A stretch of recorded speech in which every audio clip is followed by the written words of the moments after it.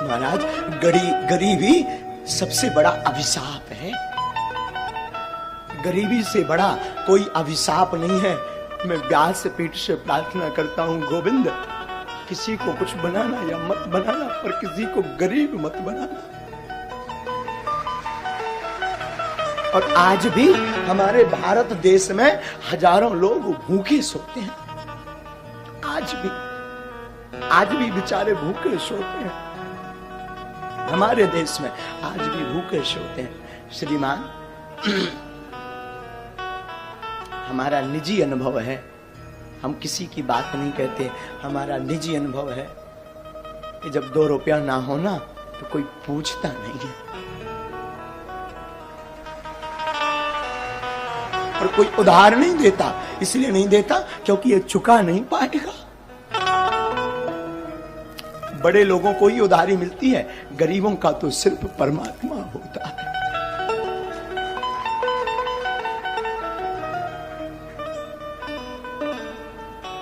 आचार्य महोदय, जब हम अपने गांव में रहा करते थे तो हम अपने गांव में भीख मांगते थे। 8 साल तक हमने भीख मांगी। और एक बार की घटना बहुत झंझोर थी, चूंकि पर वो रह नहीं पाते हम उसे कहे बिना। बचपन में हमारी अवस्था जब 9 साल की थी तो हमें वृंदावन जाना था पढ़ने के लिए। हमारे पिताजी कुछ करते नहीं थे, गांव के हम ब्राह्मण थे, तो भीख मांग करके हम अपना जीवन चलाते थे पूरे परिवार का।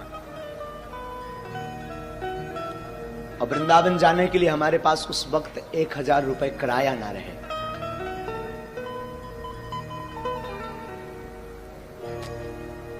सच कहूं, लोग उस वक्त निमंत्रण कार्ड भी नहीं देते थे, क्योंकि ये आएगा तो फटे कपड़े पहन कर आएगा तो हमारी शोभा खराब हो जाएगी।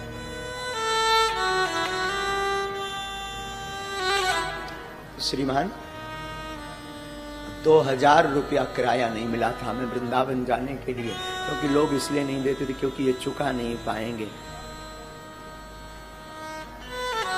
हमारी माँ ने हमेशा इस दास को जीना सिखाया।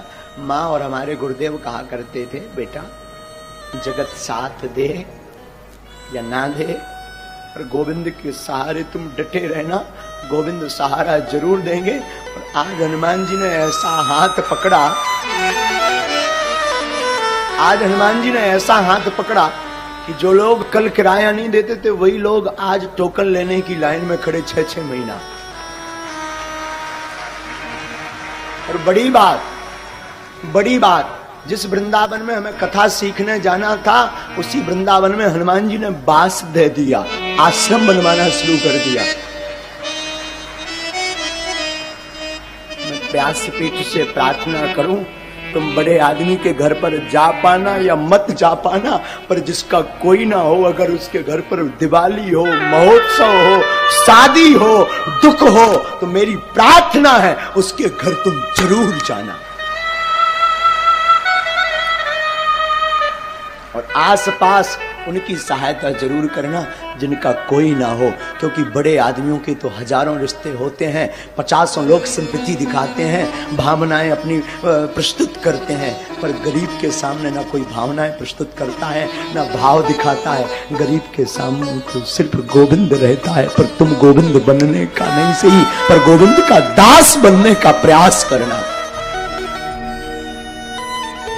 क्योंकि गरीबी बड़ी विचित्र होती। साधु जिसने देखी वही जानता है। जब तक फटे न पाऊं बीमारी का जाने, तीर पर आए। वो अंधेरी रातें, वो अकेलापन, वो लोगों की अवहेलनाएं, बड़े लोगों का लड़का अनार कर दे तो वो बड़े हैं, छोटों का कर दे तो अपराध है, छोटों का करे तो अपराध है।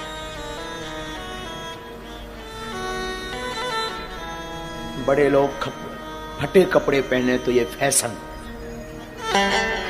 गरीब पहने तो औकात। कि हमारे देश की दुर्दशा, बड़ा आदमी जमीन पर बैठे, बड़ा आदमी जमीन पर बैठे तो बड़े हृदय दिल का, और गरीब बैठे तो ये उसकी औकात। द्विपक्षीय हमारा देश है, द्विपक्षीय, तो द्विपक्षीय हमारा देश है। इसलिए बागेश्वर धाम की व्यासपीठ को हमने इसीलिए सिर्फ और सिर्फ उनके लिए खोल रखा जिसका कोई नहीं है। और हम हमेशा बोलते हैं हमारे तन में जब तक प्राण रहेंगे, हमारे तन में, तब तक भागवत से या धाम बागेश्वर धाम पर दरबार जो लगता है उससे जो भी चढ़ोतरी आती है, हम कहते आपकी बेटियां आपको बोझ नहीं बनेगी, बेझिझक हमारे धाम आ जाना, पूरे विवाह का खर्चा बागेश्वर धाम देगा। तो कोई सहारा दे या ना दे, तुम आ जाना बेझिझक, तुम्हारे हनुमान जी बाप का घर है बागेश्वर धाम, बेझिझक आना। इसलिए हमारी लोगों को भले ही बुरा लगता हमारा स्वभाव, कई लोगों को, इसलिए चाहे बड़ा आवे चाहे छोटा, लोगों को लगता हो, भगवान जाने, कई लोग बुरा भी मानते, चाहे बड़ा आवे चाहे छोटा, हमारी नजर में सब हनुमान जी के भगत हैं। हमें ना बड़ा है ना छोटा, क्योंकि ना दक्षिणा लेते हैं तो हमारे लिए ना कोई बड़ा है। जिसे दक्षिणा चाहिए हो, जिसे यश चाहिए हो, जिसे पद चाहिए हो, उसके लिए बड़ा छोटा। हमें तो एक ही पद चाहिए, एक ही दक्षिणा चाहिए, एक ही नाम चाहिए, वो हनुमान नाम रूपी चाहिए। फिर क्या मतलब बड़ा या छोटा। इसलिए कथा भी हम हमेशा अपने हनुमान जी को सुनाते हैं और बोल देते तुम्हारी क्षमता हो तो बैठो, नहीं तो भग जाओ, नो वेलकम।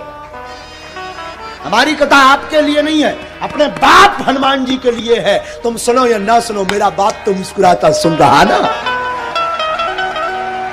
तो बैठकर सुनता है और मुस्कुराता भी अद्भुत साहब। वो तो खड़ा खड़ा मुस्कुराता रहता और सुनता है कथा को। तुम क्या सुनोगे और आप दक्षिणा भी क्या दोगे? दुनिया खुद भिखारी है, वो क्या दक्षिणा चुकाएगी? अंतर इतना है, गरीब मंदिर के बाहर भीख मांगता, अमीर भीतर जाकर भीख मांगता, भिखारी दोनों है। जगत खुद भिखारी है, तो क्या आपको देगा? मैं प्रार्थना करूं संसार के लोगों से आशा मत करना, आशा करना तो सिर्फ गोविंद से करना। जगत तभी आपको साथ देगा जब आपके अंदर होते के धोते होंगे। कुछ नहीं होगा तो जगत साथ नहीं देगा, क्योंकि सब भिखारी हैं। अंतर इतना, कोई बाहर भीख मांगता लाज लज्जा छोड़कर, और कोई जो है पर्दा के अंदर भीख मांगता, भीख दोनों मांगते हैं। मैं प्रार्थना करूं, बुरा जरूर लगेगा मेरी बात का, और लगे तो हमें कौन थालिया पर समझाने, करिया मो कराओ। लगे भी बुरा तो मुझे कोई व्यास पीठ ही अगर सत्य नहीं बोलेगी तो कौन सत्य बोलेगा। आजकल मंदिरों में भी वीआईपी सुविधाएं हो गई हैं, गुरुओं के पास भी वीआईपी सुविधाएं हो गई। मैं प्रार्थना करना चाहता हूं, सब उंगलियां एक सी नहीं होती, ये बात ठीक है, पर उनके लिए जरूर कुछ बनो जिनका कोई नहीं, जो 2 रुपया चढ़ा नहीं सकते, उनका जरूर बनो, उनका जरूर बनो। और एक घड़ी बड़े आदमी का, प्रतिष्ठित आदमी का आप निमता छोड़ देना, उसको सहयोग देना छोड़ देना, उसके साथ खड़े होना छोड़ देना। पर मैं प्रार्थना करूं, I request all of you, उस गरीब का साथ देना मत छोड़ना जिसका कोई ना हो।